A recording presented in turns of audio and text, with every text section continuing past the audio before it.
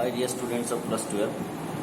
Today I will discuss with you the poem of Jeev Patels on killing a tree. I try to give you a brief idea about Patel and his poem on killing a tree. Today I come to the poem itself. As you see, the title is on killing a tree. Patel has intentionally used on before the killing a tree because killing a tree is not merely a simple job. It is a type of ceremony, hence a ceremonial job. As in any ceremony, we follow some steps and finally we get some sort of contentment or satisfaction that we have done it. Similarly, the killing a tree is a process and it is done step by step, because we see in the poem that we have to man has to use various tricks to kill a tree. Hence, he intentionally has used the term on before the title, the killing a tree. And at the end, we get some sort of satisfaction or contentment. That is why it is a ceremonial job. Secondly, on killing a tree is a deliberate work of man, because we do some things deliberately when we have some profit or benefit or particular intention. And in this poem we also see that man has some sort of intention, that is his utilitarian attitude to nature. His utilitarian attitude to nature makes him use the wood for his own benefit, for his own purpose. That is why it may also be regarded as a deliberate work. So, from the title, two things are clear: that killing a tree is not a simple job. It is a sort of ceremony. That is, it is a ceremonial job. Secondly, it is a deliberate work of man, because man has some profit and loss account in it.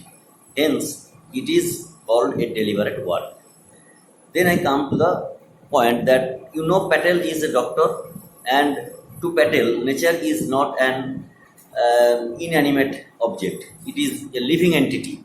Nature is our mother. Here the tree is the symbol of our mother nature, our nourisher, our nurse, and our guardian also. But we are so selfish and so greedy, and we are so mean-minded that we harm our own benefactor. We destroy them, obliterate them, wipe them out, annihilate them.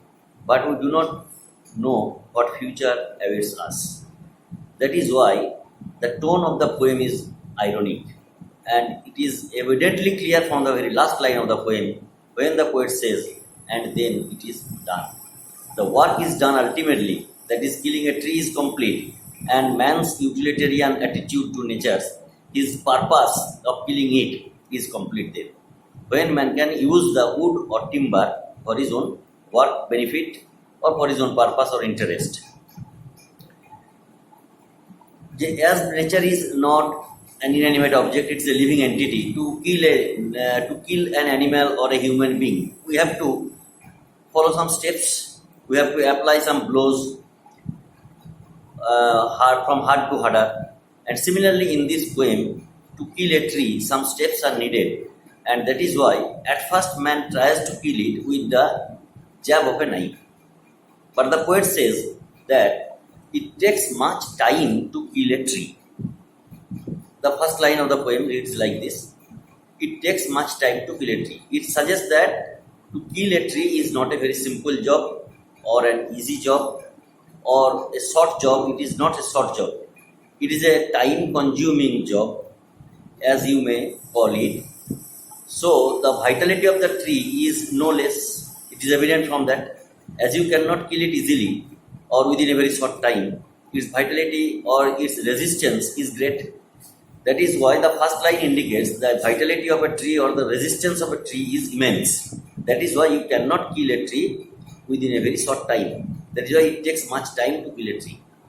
Why does it take much time to kill a tree? Now, not a simple jab of the knife will do it. With a knife we can kill a man or an animal, but with the blow of knife we cannot kill a tree. So we can naturally assume that the vitality or the resistance of the tree is great. Not a simple jab of the knife, jab means blow of a knife will not do it. Karon, what is the cause of it? Now it has grown slowly, consuming the earth, rising out of it, feeding upon its crust, absorbing years of sunlight, air, water, and out of its leprous side sprouting leaves. The poet has described the growth of a tree here. The tree has grown slowly. Its process of growth is very slow but steady process. He has used 4 participle phrases to describe the process of growth of a tree. It has grown slowly, consuming the earth. Consuming the earth means taking nutrients from the earth. Rising out of it, when the seed germinates, it rises out of the earth. That is, it has risen out of the earth. It has absorbed years of sunlight, air and water. এবং he has taken nutrient from the earth's crust.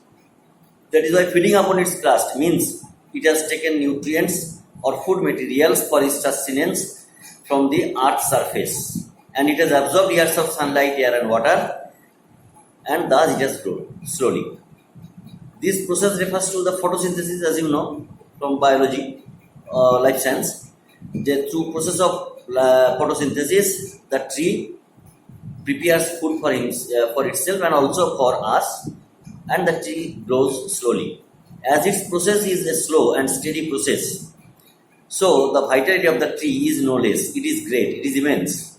Hence, it cannot be killed with a simple blow of a knife.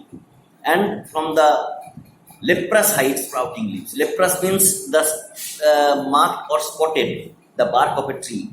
It is compared to a leper skin. As you know, a leper or a leprosy patient's skin is rough or spotted or marked. Similarly, the bark of a tree is not always smooth. It is marked or spotted or barked. Hence, it is compared to a leper skin. That is, as Patel is a physician, he deliberately uses the term leper to suggest that the tree is not an inanimate object. It is a living entity, almost like man. The bark of the tree is spotted. That is why it is called leprosite. The simple meaning of the leprosite. If you are asked why the term leprous has been used, not to evoke the image of a patient or to evoke the image of a living man. That is why it has been used. And Patel deliberately has used it as a physician, because he knows very well that the tree is a living entity. And from the leprosite sprouting, coming up leaves. The leaves have come out from the hive. So here in the first stanza, we see that Patel has described how a tree has grown slowly, consuming the earth, rising out of it, feeding upon its crust and absorbing years of sunlight, air, water. This process is slow but steady. And through this process, a tree has grown for years. Hence, its vitality is no less. And hence, a simple jab of a knife cannot kill a tree. And so, it takes much time to kill a tree. This is the very first stanza that gives the idea that tree is a living entity and we cannot kill it simply with the blow of a knife. Now I come to the next